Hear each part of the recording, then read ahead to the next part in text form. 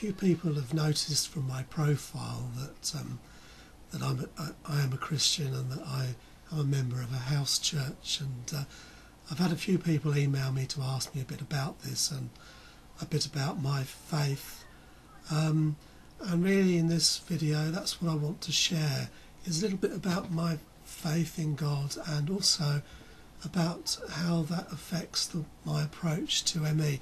I'm not sure whether I'm going to manage to fit this all into one video, and I will try not to be preachy. I will try just to stick to what has happened to me in my life to bring me to the place that I am at this time. So I'm going to give you a little bit of history as to how I become a Christian, and then I'm going to carry on and talk about how that affects me at this moment in time in terms of the ME this neurological condition that I have at this moment. I didn't come from a Christian background at all.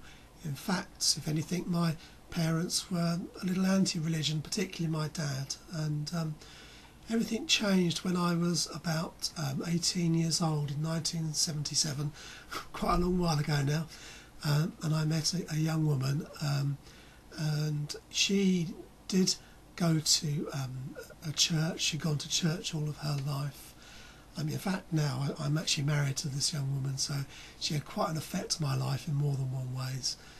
And I started to go along to the youth group that she would go along to, and they would have a God spot, and I used to try to go along and miss it if I possibly could.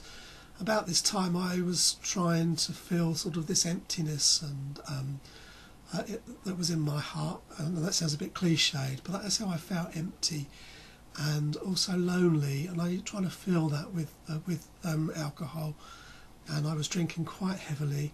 And I used to go along to the meetings usually after I've had a few drinks, tried to miss the God spot, but anyhow eventually they started to have a Sunday evening meeting which was really aimed at their young people to talk about what Christianity meant, and many older Christians started to share their faith, and the thing that I was impressed with about them was really that they seemed to really care about me.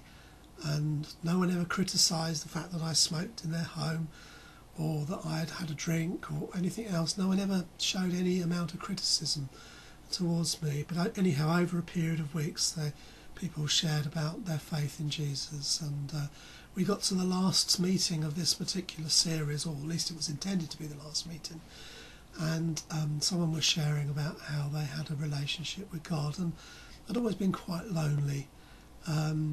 And this idea of having someone that was there with me all the time was quite attractive. Anyhow, after the meeting, this person asked if anyone would like to know more about Jesus and to have him in their life, to stop afterwards and to be prayed for. And Janice, who's now my wife, she stopped and I stayed with her, and as she was praying I asked Jesus into my life as well. In fact, I did it secretly at first, and there was such a change come about in my life, and I felt clean for the first time and accepted and loved. I didn't need anyone to tell me that I was sinful or anything wrong with me, because I already knew that.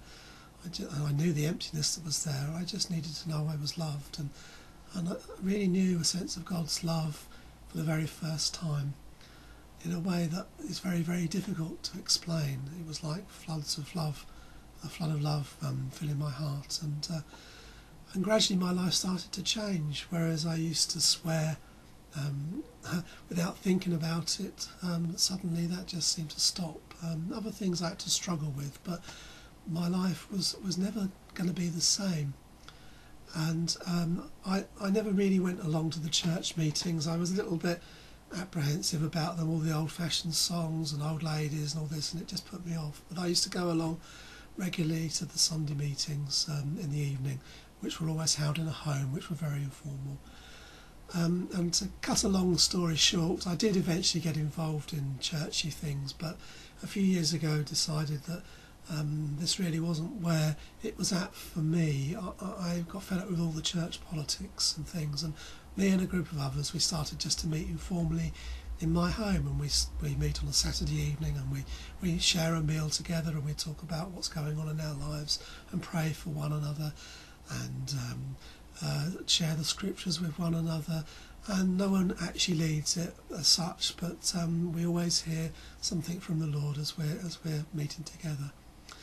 Anyhow, as I've already said, in 2005 I was struck down with this neurological illness, and this has been a little bit difficult to come to terms with in some ways, because I actually believe in a God who heals, and the scriptures even says about Jesus, it talks about him, it says he took away our infirmities and healed our sicknesses, and I believe that he is more than able to heal me, and in many ways I believe still that he will heal me. So I have a dilemma as to why I am still sick, and yet I believe in a God who's able to heal. But there's one thing I do believe that God does use these things for, and that it's often in those times when things seem to be bad that we can actually find more of him. Now that might seem strange, but when everything seems to be going all right, we tend to forget about him. But when things are going wrong,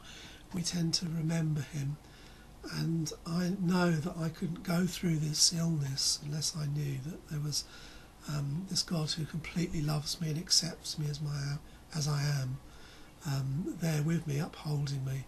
And I often feel his strength when I'm feeling very low. And I don't know how people go through life without that knowledge, that certainty that there is someone there who cares for them. I can't explain, I can't give you a reason really why he allows his people to suffer along with those who don't know him, except that I know that he's a God who's not so distant that he can't identify with everything that we go through. And the Bible does talk about how Jesus came to the earth, that God came into the earth as a man and felt all the experiences that human beings feel. He shared in our pain and our suffering, and understands us completely. And if you know the story, he died and he rose again, and whoever believes in him has eternal life. And that's basically my faith. I believe that if I should suffer this for a time, it might be that I might empathise with those who suffer as well, and that I might be there to pray for them and in some way encourage them in a very small way that I can. So I just hope this isn't a preachy thing. If anyone has any questions, please feel free to email me. I've not got all the answers, but I do know that without God I would have nothing of any worth in my life, and without his peace, even in the difficulty of illness, I don't know how I would cope. So thank you for watching this video, and may God bless you abundantly.